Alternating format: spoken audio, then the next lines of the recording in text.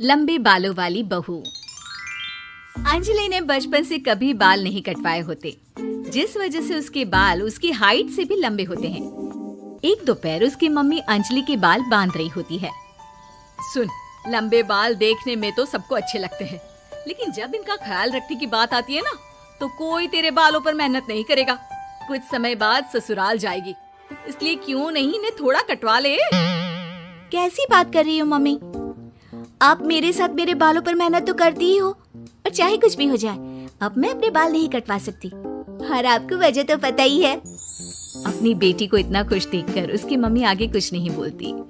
इसके कुछ महीनों बाद ही अंजलि की उत्कर्ष के साथ शादी हो जाती है।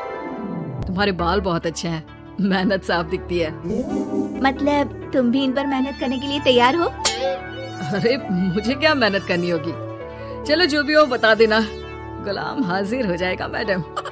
पति की बात सुन अंजलि हंस पड़ती है। दिन बीतने लगते हैं, सब कुछ अच्छा चल रहा होता है, लेकिन सिर्फ उसी दिन तक जब तक सिर धोने की बारी नहीं आती।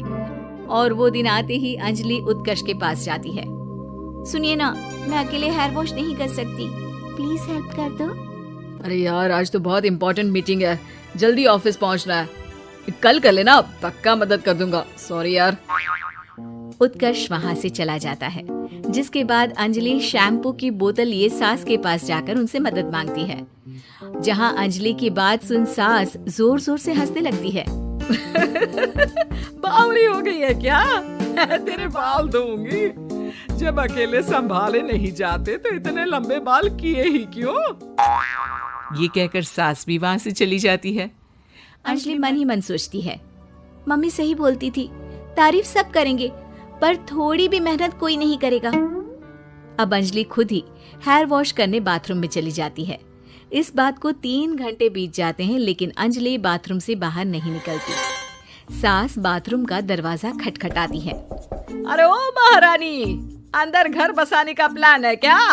यहाँ सारे काम पड़े हैं, तेरे बालों की वजह से हम क्या भूखे मर जाएं?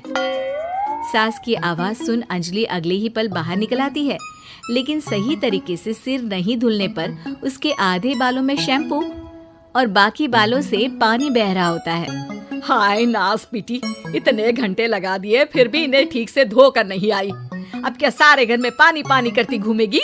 अरे कहीं मुझे ही ना गिरा दियो। आज तक कभी अपने आप हेयर वॉश नहीं किया, हमेशा मम्मी हेल्प कर देती थी, इसलिए टाइम लग गया।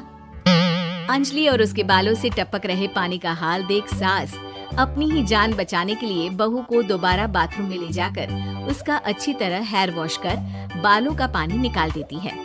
अब जल्दी काम पर लग जा, और मुझे दोबारा इस घर में तेरी जुल्फों का टंटा नहीं चाहिए। सास की बात मानकर अंजलि चुपचाप काम पर लग जाती है।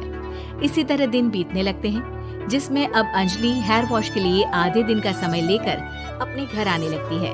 पर सास को इससे भी दिक्कत हो जाती है, जिसके चलते धीरे धीरे अंजलि के लिए अपने बालों का ख्याल रखना मुश्किल होने लगता है। न तेल लग रहा है, न समय से हेयर वॉश हो रहा है, और बालों में कंघा घुमाए तो हफ्ते बीत जाते हैं।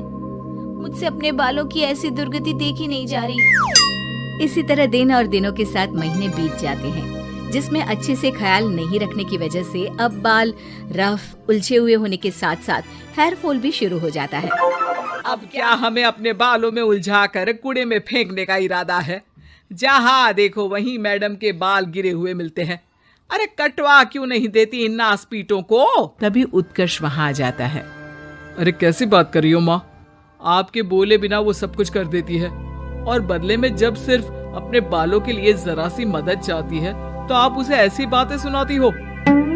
उत्कर्ष अंजलि को लेकर घर से बाहर निकल जाता है और वो दोनों अंजलि के घर पहुंच जाते हैं। मुझे माफ करना, मैंने वादा किया था लेकिन पूरा नहीं कर पाया।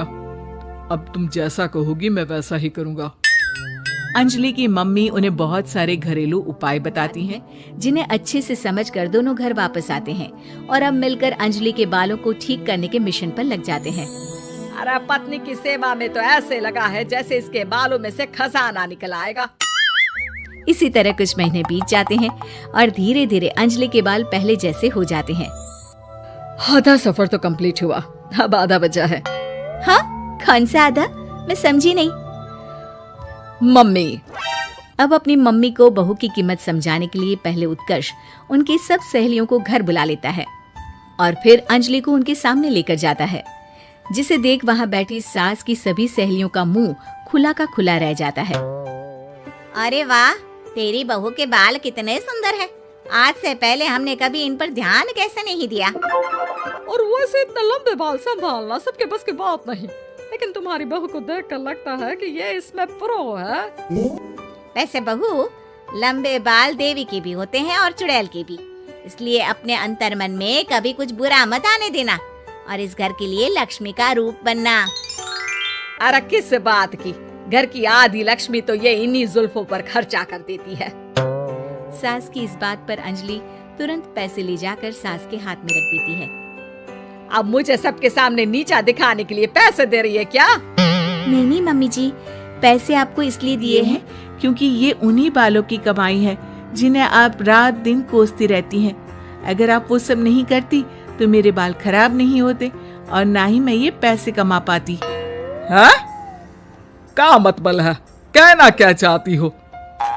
मैं शादी के पहले से ही एक हेयर केयर यूट्यूब चलाती हूँ, जहाँ शादी के बाद और बालों के हाल की वजह से मैं इनएक्टिव हो गई थी। पर उस दिन जब उत्कर्ष और मैं मम्मी के पास उपाय पूछने गए तो आइडिया आया कि अपनी हेयर प्रॉब्लम्स ओवरकम करने के साथ साथ इस प्रोसेस की वीडियो बनाकर उसे भी यूट्यूब पर डाल दूं तो। और अंजलि की इस आइडिया से वीडियो हिट हो गई, चैनल के सब्सक्राइबर भी बढ़े, साथ में व्यूज और पैसे भी मिले, जो इसने आपको देने के लिए सोचा। बहू की बातें सुन सास को अपने बर्ताव पर पछतावा होता है और अब सास, बहू और पति सब मिलकर हेयर केयर और यूट्यूब चैनल पर काम करने लगते हैं।